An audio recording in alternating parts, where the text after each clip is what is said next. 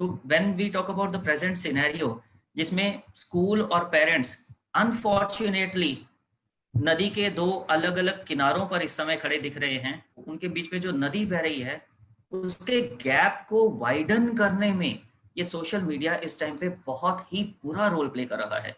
मैंने एक बार अपना फेसबुक पे एक पोस्ट भी लिखी थी जिसमें मैंने ये जिक्र किया था कि अगर हम बोलें कि पेरेंट्स और जो स्कूल्स हैं, जो टीचर्स हैं, वो इसी तरह से नदी के किनारे हैं और बीच में बहने वाला पानी जो है वो बच्चे हैं, तो नदी के पानी की जो गहराई है और उसका बहाव है, ये दो चीजें बहुत मैटर करती हैं। अगर मैं बच्चों के साथ यही चीज, बच्चों की नॉलेज और उनकी ग्रोथ के साथ रिलेट करूं कि उनकी गहराई और बहाव, उनकी ग्रोथ और नॉलेज, दोनों चीजें हर पेरेंट के लिए, हर स्कूल के लिए, हर टीचर के लिए बहुत जरूरी हैं। तो अगर ये गैप कम रहेगा तो ही ये गहराई और बहाव बना रह सकता है। अगर हम इस गैप को वाइड करते जाएंगे, बहुत ज्यादा बढ़ाते जाएंगे, तो ना तो इस पानी में गहराई रहेगी, ना ही इस पानी में वो बहाव रहेगा, और इतना उथला हो जाएगा ये पानी कि कोई भी इसमें आकर इसको मैला कर देगा। तो हमें बहुत सीरियसली ये सोचने की जरूरत है, being parents and being responsible school authorities and teachers, क्या हम चाहते हैं कि हमारे बच्चों की ग्रोथ और नॉलेज अफेक्टेड हो? क्या हम ये चाहते हैं कि उनकी अंडर डेवलपमेंट हो, वो पूरी तरह से डेवलपमेंट उनकी ना हो पाए? क्या हम नहीं चाहते कि जिस ताली की मैं बात अक्सर करता हूं, जो बजती ही दो हाथों से है, ये ताली हमेशा बजती रहे? आप एक हाथ चाहे स्कूल्स का या स्टाफ का माने, दूसरा हाथ पेरेंट्स का चाहिए ही चाहिए, इसके बिना ये ताली नहीं बज सकती है। तो चाहे पेरेंट्स इस टाइम पे अपना हाथ पीछे खींच लें, या सोशल मीडिया पे जिस तरह के कमेंट्स, जिस तरह की पोस्ट, वीडियोस या ऑडियो या रिटर्न में इस टाइम पे वायरल की जा रही हैं, उनको देखकर चाहे स्कूल्स अपना हाथ पीछे खींच लें, तो दोनों हाथों में से एक की भी एब्सेंस में ये ताली नहीं बजने वाली। Then we need to seriously ask ourselves, who is going to be the ultimate sufferer? It is the child himself. वो बच्चा जिसको पेरेंट्स भी दिलो जान से प्यार करते हैं और हर स्कूल का हर टीचर भी उतने ही दिलो जान से प्यार करता है। I often say to my parents when they come to talk about the children, when they come to drop the children for the first time in the school, मेरी तरफ से उनको एक ही एश्योरेंस होता है कि आप घर पे इसके पेरेंट्स हैं। जैसे ही आपने इन बच्चों को हमारे पास सौंप दिया है, आप ये मानकर चलिए कि इनको दूसरे पेरेंट्स मिल गए हैं। घर के बाद इनको दूसरा घर मिल गया है, और आपकी एब्सेंस में इनको अगर आपसे ज्यादा अच्छे नहीं तो कम से कम आपके जितने अच्छे ही पेरेंट्स भी मिल गए हैं। और वो चीज हम प्रूव भी करके दिखाते हैं पेरेंट्स को, इसीलिए साल दर साल पेरेंट्स का भरोसा हमारे ऊपर बना रहता है। But I am really very sorry to say कि सोशल मीडिया ने इस टाइम पे इतना बड़ा एक डिवाइड क्रिएट कर दिया है पेरेंट्स के बीच में, जिसको जल्दी नहीं भरा गया। तो मुझे लगता है कि आने वाले समय में इसको भर पाना शायद इम्पॉसिबल भी हो जाए। कुछ लोग कहते हैं सोशल मीडिया पे तो थोड़े से पेरेंट्स एक्टिव हैं, थोड़े से पेरेंट्स पोस्ट करते हैं, उनकी पोस्ट करने से क्या होता है? मैं भी ये मानता हूं, आप अगर मेरे पर्टिकुलर स्कूल की बात करें तो I am not facing any such problems from the side of parents. हमारे पेरेंट्स बहुत ज्यादा कोऑपरेटिव हैं, हमने उनको परिवार की तरह पूरा मान सम्मान रिस्पेक्ट दी है। पिछले 5 साल से मैं स्कूल में एज ए प्रिंसिपल काम कर रहा हूं। 5 साल में पेरेंट्स, एक बार भी कोई ऐसा दिन नहीं होगा कि कोई पेरेंट्स मेरे से मिलना चाहते हैं वो बिना बिने चले गए हों या उनको मिलने ना दिया गया हो। आमतौर पे बाकी schools grand parents day celebrate करते हैं, एनुअल फंक्शन, एनुअल डे मनाते हैं। मेरे स्कूल में हर साल पेरेंट्स डे सेलिब्रेट किया जाता है, जहां पे पेरेंट्स में से ही एक जो सबसे पुराना पेरेंट होता है वो बाकी सभी पेरेंट्स को एज चीफ गेस्ट रिप्रेजेंट करता है। मेरी वर्डिंग ये होती है कि आप सभी हमारे लिए चीफ गेस्ट हैं, बट क्योंकि कंस्ट्रेंट है, किसी एक को स्टेज पर बुलाना है, तो आपको रिप्रेजेंट करने के लिए ये सबसे पुराने पेरेंट हमारे साथ जुड़े हैं। ये आज आपको रिप्रेजेंट करने के लिए स्टेज पर आए हैं। कैन यू बिलीव, इस लेवल तक जाके हम लोगों ने एक फैमिली एटमॉस्फेयर क्रिएट किया हुआ पेरेंट्स के साथ। बट जब मैं ये बात कर रहा हूं तो एक चीज पे हमें नजर रखनी है, और आप भी मेरे साथ इस चीज को बिलीव करेंगे कि अगर पत्थर पर भी रस्सी चलती है लगातार एक ही जगह पर बार बार, तो वो निशान छोड़ जाती है। पानी की बूंद कितनी सॉफ्ट है, वो लगातार टिप टिप करके एक ही जगह पर मजबूत से मजबूत पत्थर पर भी पड़ेगी तो उसके अंदर सुराख कर देगी। तो ये वो रोल सोशल मीडिया प्ले कर रहा है इस टाइम पे। एक ही तरह की पोस्ट जब बार बार लगातार आंखों के सामने आती है, एक ही तरह के वीडियो, एक ही तरह की थॉट्स जब बार बार लगातार सुनने को मिलती हैं, तो चाहे आपका रिलेशनशिप कितना भी स्ट्रॉन्ग क्यों ना हो पेरेंट्स के साथ, आई डू बिलीव कि ऐसे एंटी सोशल एलिमेंट्स कहीं ना कहीं उस डिवाइड को बढ़ाने में कामयाब हो जाएंगे। I wanted to share some of the social media post because मेरा टॉपिक ही मुझे सोशल मीडिया दिया गया है। उनमें से जो मुझे सबसे ज्यादा डिस्टर्ब करती हैं वो कुछ ऐसी पोस्ट हैं।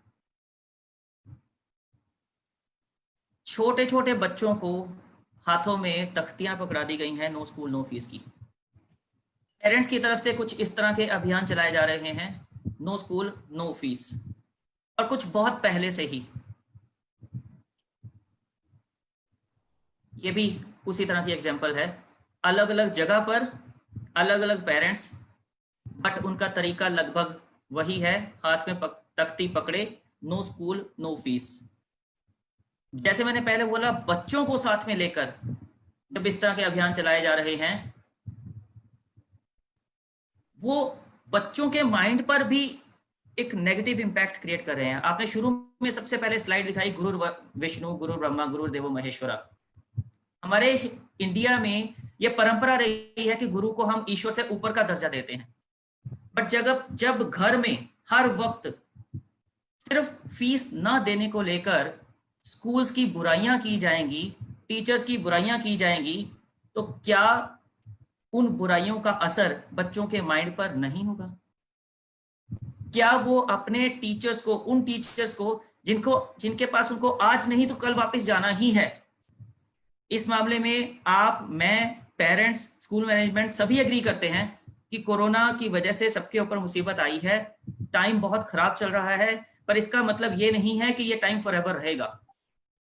इतिहास में भी ऐसी महामारियां भी पहले आ चुकी हैं, बहुत से रिसेशन के पीरियड्स भी पहले आ चुके हैं जब इनकम सोर्सेज पर बहुत बड़ा संकट आया है, जॉब्स भी गई हैं, इनकम लेस भी हुए हैं पेरेंट्स, बट कभी भी ऐसा नहीं हुआ कि वो सिचुएशंस परमानेंट रही हैं और बच्चे स्कूल्स में वापस नहीं आए हैं। तो हम ये मानते हैं कि बच्चे स्कूल्स में वापस आएंगे, बट अगर इस माइंडसेट के साथ बच्चे स्कूल में वापस आएंगे कि हमारे स्कूल्स सो कॉल्ड, जैसा सोशल मीडिया पर फैलाया जा रहा है, हमारे स्कूल्स माफिया हैं, हमारे स्कूल्स लुटेरे हैं, हमारे स्कूल्स नौटंकी करने वाले हैं, हमारे टीचर्स ड्रामेबाज हैं, वो पढ़ाने के नाम पर केवल नौटंकी और ड्रामा करते हैं, जब इस माइंडसेट के साथ बच्चे अपने टीचर्स के पास वापस आएंगे कल को, तो क्या वो माहौल उस तरह से शिक्षाप्रद माहौल रह पाएगा जिसकी हम सभी पेरेंट्स उम्मीद करते हैं स्कूल से? हर पेरेंट की स्कूल से बहुत सी उम्मीदें हैं, जैसे आपने एक स्लाइड पहले भी शेयर की थी, उम्मीदों का बोझ बढ़ता जा रहा है। हम अपने आप को उस बोझ के अकॉर्डिंगली ढालने का प्रयास भी करते हैं, भरसक प्रयास करते हैं, और उसमें कामयाब भी होते हैं। मैं फिर वही बात बोलूंगा, मैं भी नहीं कहता कि सभी पेरेंट्स ऐसे हैं। मैंने पहले ही बोला कि मेरे स्कूल के पेरेंट्स बहुत अच्छे हैं, मेरे पर्टिकुलर स्कूल में फी कलेक्शन भी अच्छी हो रही है, सोशल मीडिया पर भी हमें बहुत सा कंटेंट और हेल्प और सपोर्ट पेरेंट्स से मिल रही है, मॉरल सपोर्ट भी मिल रही है, मेरे टीचर्स डायरेक्टली टच में हैं, 2 बार पेरेंट टीचर मीटिंग हम लोग कर चुके हैं, बहुत अच्छा रिस्पॉन्स ऑनलाइन टीचिंग का पेरेंट्स की तरफ से है। एक पेरेंट टीचर मीटिंग पर मैंने खुद हर क्लास के कम से कम 4-5 पेरेंट्स से इंटरेक्शन किया, सुबह 9 से लेके 2 बजे तक लगातार मैंने इंटरेक्शन किया, बहुत अच्छा रिस्पॉन्स भी मिला पेरेंट्स से।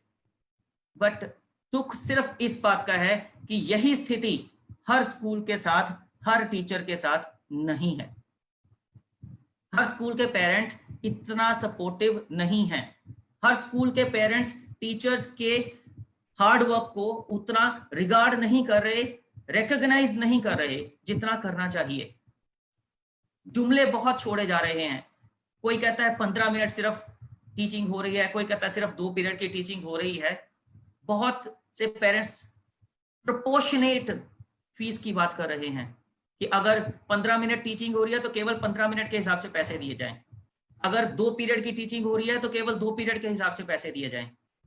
एक किसी जगह मैंने देखा बड़ी अच्छी लंबी चौड़ी पेपर पे कैलकुलेशन की हुई थी कि एक्चुअल में जी गर्मियों की फीस के, गर्मियों के छुट्टियों के 30 दिन निकाल दो, 15 दिन दिसंबर की छुट्टियों के निकाल दो, 52 संडेज निकाल दो, बीच में सेकंड और फोर्थ सैटरडे के बीच में से 26 वो निकाल दो, और कुछ जो हॉलीडेज हैं गस्टेड हॉलीडेज वो निकाल दो, तो लगभग 7 महीने स्कूल चलता है।